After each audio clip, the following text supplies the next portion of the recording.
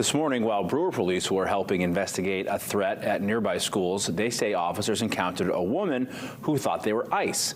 Brewer police say 63-year-old Mary Conmee of Orrington deliberately drove to the scene and interfered with police activity.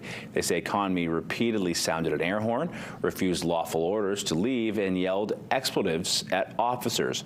Police say she stated she didn't want ICE in her neighborhood, despite reportedly having marked police cruisers and uniformed officers.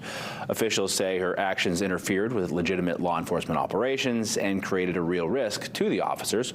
Brewer police say Conmee has been summoned for disorderly conduct and obstructing government administration. Interestingly enough, when we made contact with the person of interest and we're investigating this further as to does it relate to the Old Town event, this person became aware of our whereabouts because of the sounding and alert of that air horn.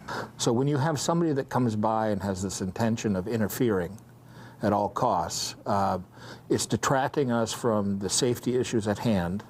It's creating another pocket of distraction, and it's just a bad overall situation. Brewer police say Conmee has been summoned for disorderly conduct and obstructing government administration.